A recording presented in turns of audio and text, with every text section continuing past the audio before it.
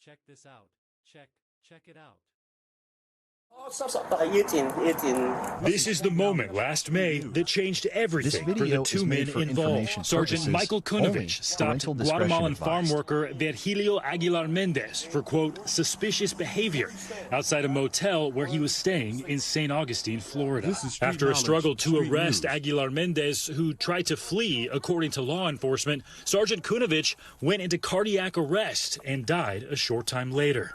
Florida's state attorney's office is now charging Aguilar Mendez with aggravated manslaughter of an officer, and he's facing 30 years in prison. Our client's constitutional rights were violated. He was a victim of police brutality, a victim of racial profiling. Now his attorney is demanding all charges be dropped, or he says they'll sue in federal court. He was eating outside. He had also been planning on going towards the gas station to get a bottle of soda. Body camera footage given to NBC News by Aguilar Mendez's attorney shows how the encounter unfolded. You can hear Aguilar Mendez saying multiple times that he doesn't speak English. Don't walk away from me. No, sorry. Don't pull away from me. Sergeant Kunovich continues yelling commands to him in English, and Aguilar Mendez appears to pull away when Kunovich tries to search him. Get on the ground! The struggle continues, and another officer arrives. These next images are disturbing. Another officer putting his hand on Aguilar Mendez's throat, throwing him to the ground. Kunovich tasing him while he's down, with Aguilar Mendez repeating that he doesn't understand.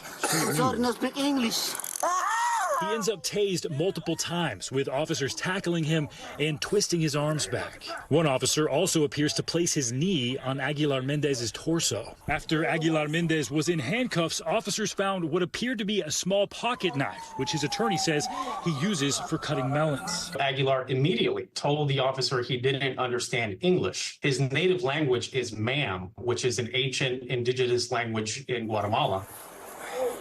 At the end of the body cam video, Kunovich's breathing appears labored, and a colleague asks if he's okay before he was taken to a hospital where he was later pronounced dead. St. Johns County medical examiner determining Sergeant Kunovich died from an irregular heartbeat caused by the hardening of his arteries, along with high blood pressure and heart disease.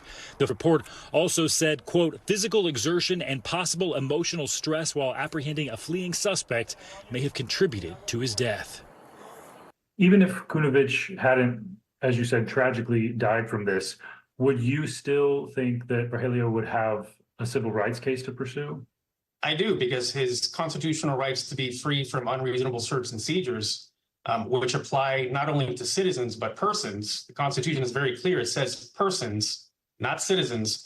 Aguilar Mendez is currently waiting for his asylum hearing in immigration court. The St. John County Sheriff's Office has not returned NBC's request for comment, and Florida State Attorney's Office saying they don't comment on pending cases.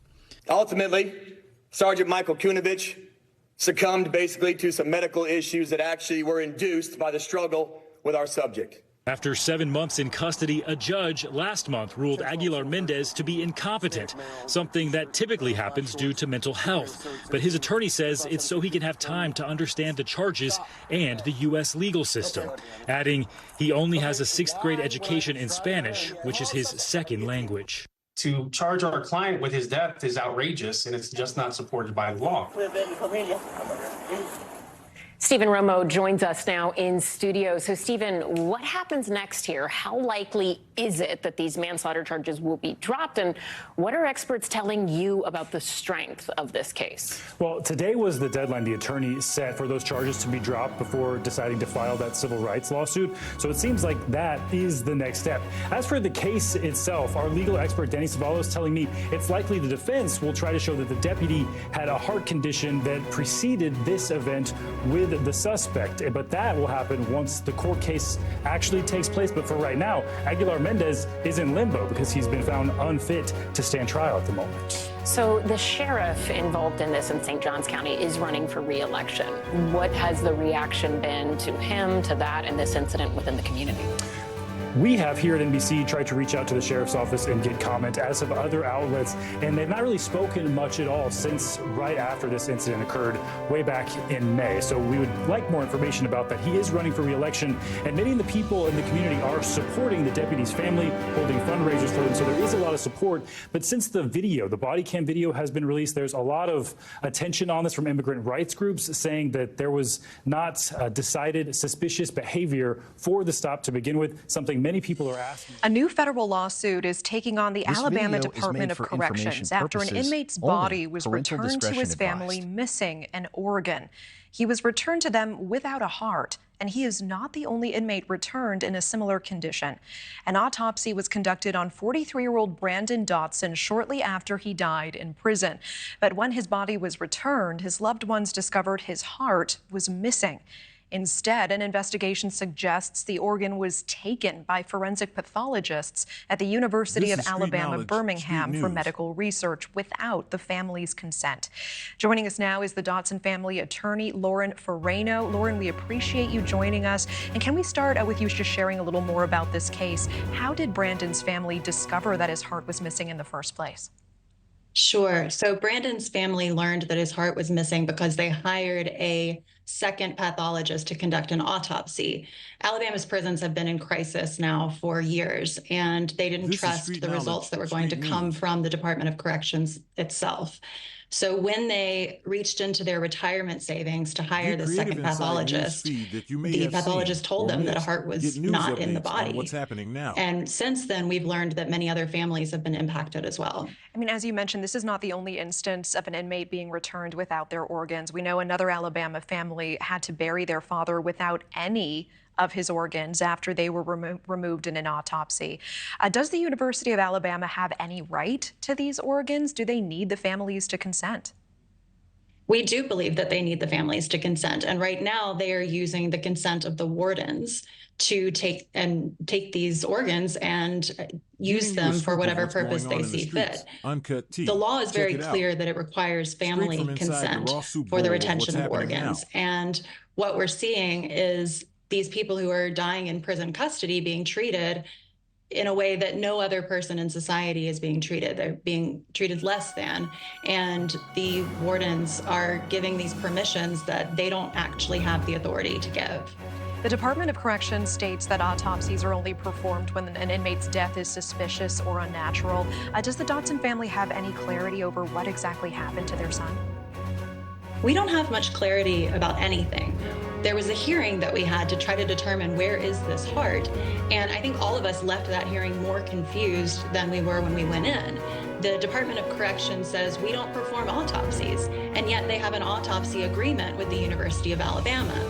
They say the wardens don't give permission, and yet we have prior autopsies from previous years that show that the warden is the one who gave permission. So we are still very much in the investigative phase. All we know is that University of Alabama is engaged in a practice through the consent of the Department of Corrections to take organs without family permission. How often do you suspect this might be happening? I mean, do you think there's some families who are receiving their loved one's body back and they are not funding a second autopsy of their own? You may have seen Absolutely. How many families have thousands of dollars to have a second autopsy? So right now I'm in touch with multiple families. I got a call again this morning from a new family that discovered through they were able to hire a second pathologist, and they discovered that all of the organs were missing as well.